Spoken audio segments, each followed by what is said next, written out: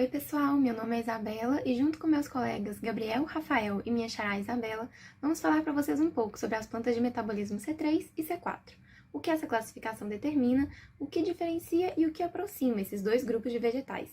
Nós somos alunos do curso de Ciências Biológicas da Universidade Federal de Minas Gerais e esperamos que gostem desse vídeo. Primeiramente, é importante resgatarmos o conceito de fotossíntese, que nada mais é que a capacidade que todos os vegetais têm de realizar a conversão da energia luminosa proveniente da luz solar em energia química, ou seja, transformando-a em moléculas de açúcar, os carboidratos. E por isso chamamos os vegetais de organismos autotróficos. E esse processo é dividido em duas etapas. A primeira etapa é chamada de etapa fotoquímica e ela precisa diretamente de luz solar. E na segunda etapa, chamada de etapa bioquímica, se dará a produção dos carboidratos, sendo que esses dois processos ocorrem em uma mesma organela, os cloroplastos. Mas será que esse processo ocorre sempre da mesma forma em todos os vegetais? É isso que nós vamos ver agora. Se você respondeu não à pergunta da Isabela, você está certo. Existem diferenças nos processos fotossintéticos das plantas. Isso porque há variações na etapa bioquímica, a fase escura da fotossíntese. Porque nela há a atuação da rubisco, uma enzima muito importante por possuir duas funções. Uma delas de fixar oxigênio, a outra de fixar carbono, sendo essa última mais importante para a nossa conversa agora. Plantas como feijão, soja, até as árvores de tronco que já foram estudadas possuem metabolismo C3 para fotossíntese. Mas por que esse nome? Por que metabolismo C3? Bom, quando a rubisco está em sua fase fixadora de carbono, ela vai capturar esse carbono do dióxido de carbono que vai ter vindo das trocas gasosas da planta. Esse dióxido de carbono ele vai ser transportado para o estroma do cloroplasto, ou seja, para dentro da organela, e lá a rubisco vai atuar nele. O que ela vai fazer? Ela vai fazer uma reação de carboxilação. Ela vai pegar esse carbono do CO2 e vai transferir para um composto que já possui na planta, que é a ribulose 1,5-bisfosfato. Essa ribulose 1,5-bisfosfato possui 5 carbonos. Com essa carboxilação que vai acontecer lá, ela vai passar a possuir 6 carbonos. Porém, o estroma do cloroplasto é um meio muito líquido. E o que vai acontecer? A água daquele estroma vai fazer uma reação de hidrólise sobre aquele composto. Essa reação pode ser melhor visualizada nesta imagem, onde 3 moléculas de ribulose 1,5-bisfosfato vão gerar 2 moléculas de 3 átomos de carbono, chamadas de 3-fosfoglicerato, após hidrólise. O 3-fosfoglicerato, para ser aproveitado pela planta, precisa ser reduzido, onde primeiro ele passa por um processo de recebimento de elétrons e a formação de um aldeído, formando um novo composto chamado gliceraldeído 3-fosfato, que agora está pronto para ser aproveitado pela planta. Resumindo, 3 moléculas de ribulose 1,5-bisfosfato vão originar 6 moléculas de 3-fosfoglicerato, que após redução vão originar 6 moléculas de gliceraldeído 3-fosfato. Mas como que a planta aproveita isso? Dessas 6 moléculas geradas, 5 serão destinadas para a regeneração do ciclo de Calvin, que é essa fixação de que a gente já conversou, e uma delas seguirá para a produção de carboidratos que forem necessários para a planta. Sendo assim, depois dessa longa reação catalisada pelo rubisco, a gente pode perceber que o produto final foi um composto de 3 carbonos, foi o 3-fosfoglicerato, ou gliceraldeído 3-fosfato. Esse composto possui apenas 3 carbonos, e isso vai dar o nome para o metabolismo, que é o metabolismo C3, de 3 carbonos. Agora, qual a aplicação disso e quais os outros tipos de metabolismo? A gente vai ver com os nossos amigos agora. Agora você deve estar se perguntando, mas e as plantas C4? Elas não formam 3-fosfoglicerato para ser transformado e produzir moléculas como o amido e a sacarose, que são importantes para o desenvolvimento vegetal? Elas formam sim, por isso dizemos que todas as plantas realizam o metabolismo C3. Mas o diferencial dessas plantas ditas C4 é o que acontece com o CO2 quando ele chega nas células da folha, no mesofilo. Além do local onde se dá a síntese de carboidratos também ser diferente.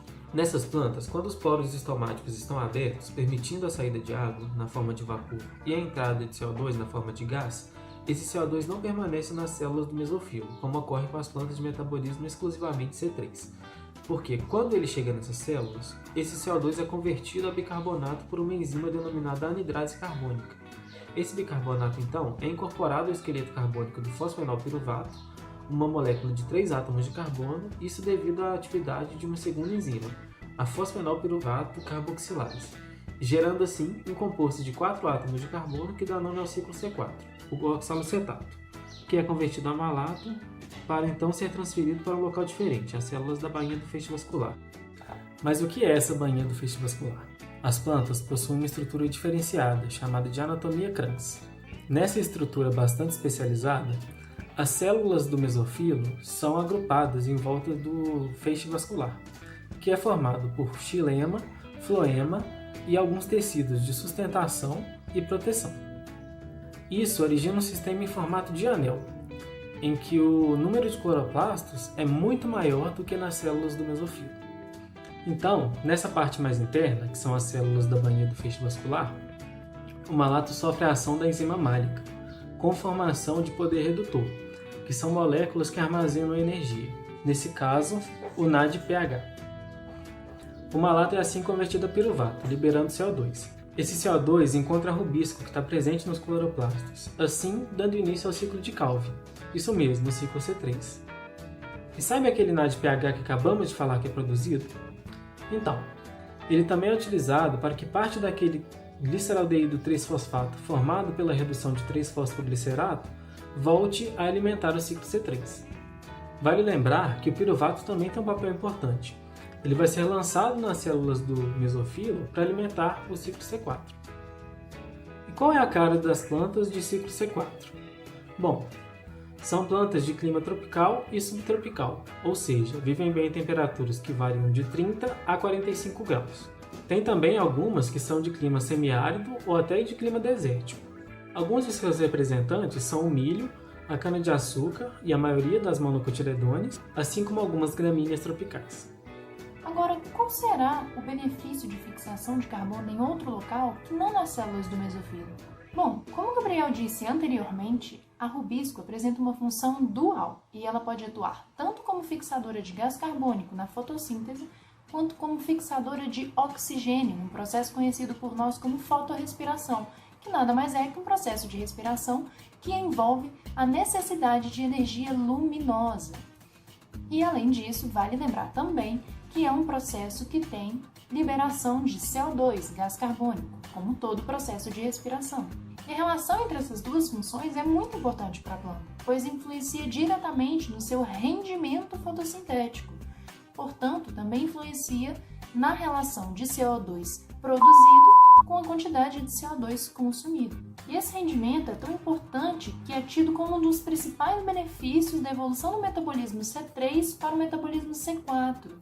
Isso porque a quantidade de oxigênio nas células do mesofilo é muito alta, o que faz com que, em plantas exclusivamente C3, haja uma competição entre o oxigênio e o dióxido de carbono pelo sítio ativo da rubisco. Portanto, ambos competem para se ligar a uma mesma enzima.